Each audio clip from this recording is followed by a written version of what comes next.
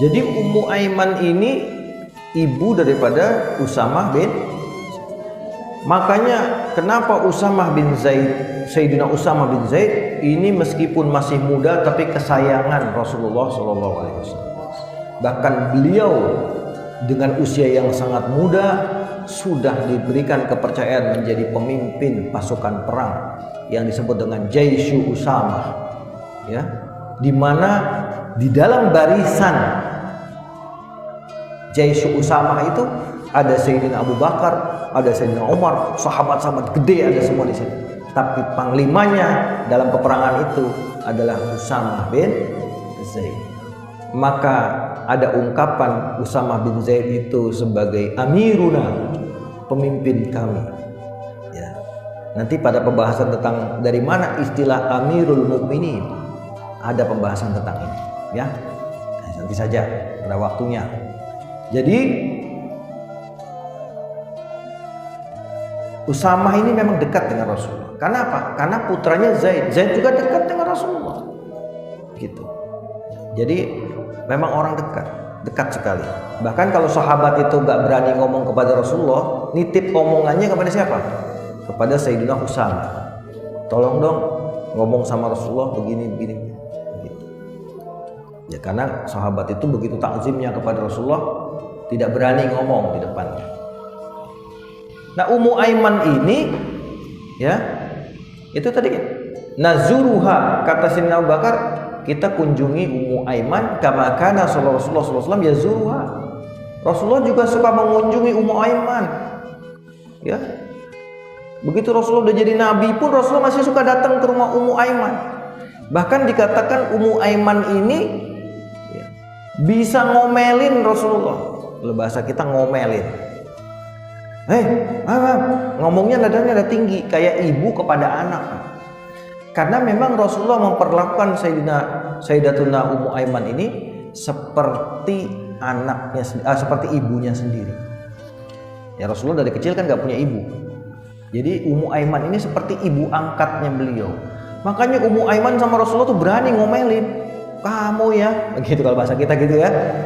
Kamu begini. Itu cuma Ummu Aiman yang berani kepada Rasul. Dan Rasulullah senang-senang saja. Kenapa? Menganggap itu sebagai ibunya. Ya, beliau mengatakan apa? Ummu Aiman ummi. Ya, Ummu Aiman ummi. Rasulullah mengatakan begitu. Ya.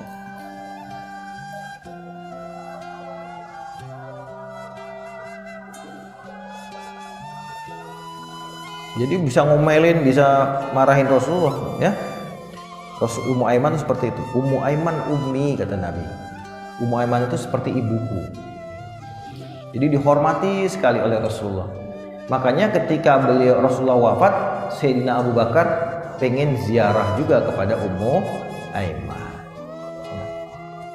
Ummu Aiman ini wafat setelah Rasulullah jarak 5 bulan. Jadi Rasulullah wafat, kemudian 5 bulan Ummu Aiman juga wafat.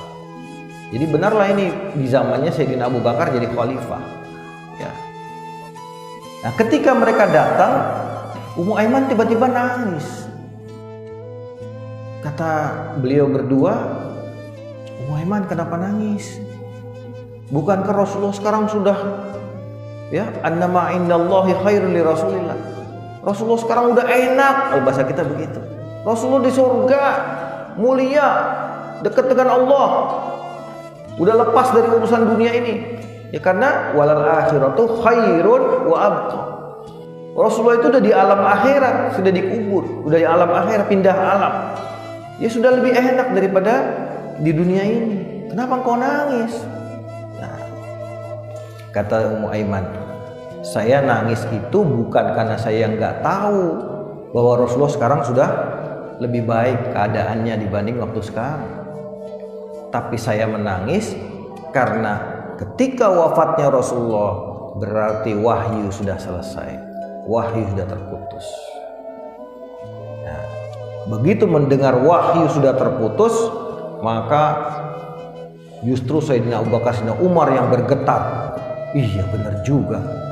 Waduh, ya, Karena salah satu min alamatis sa'ah, salah satu tanda-tanda hari kiamat adalah wafatu Rasulullah sallallahu alaihi. Tanda kiamat yang pertama adalah wafatnya Rasulullah.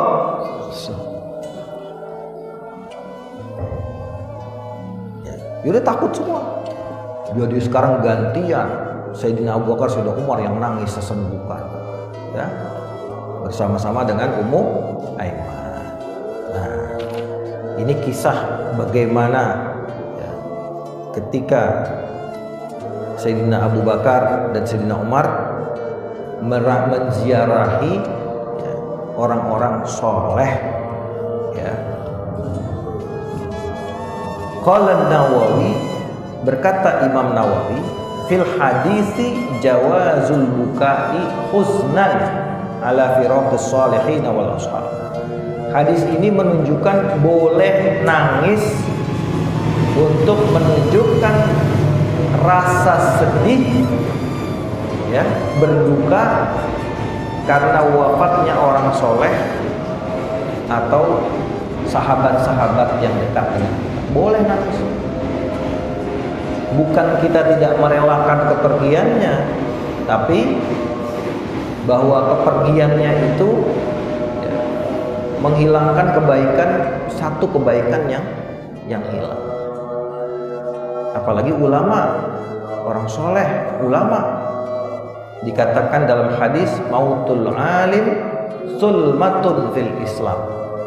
Ya, mautnya, kematian orang alim itu sulmatun, besar, ya, bolong, lobang di dalam Islam. Ya.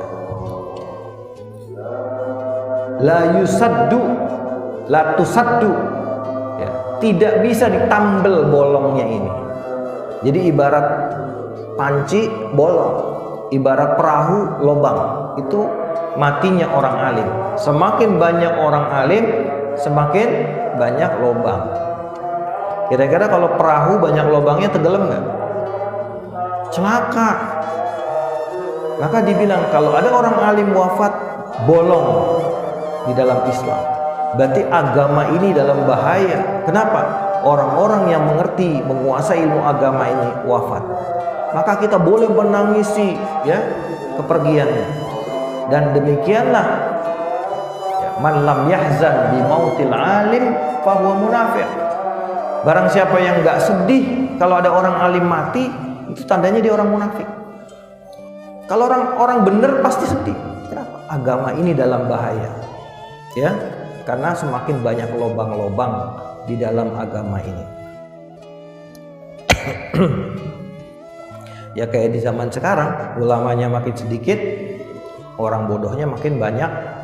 Ya, akhirnya orang bodoh jadi ustaz, orang bodoh jadi al-mukarram, ya, nggak ngerti hukumnya istinja, ceramah agama.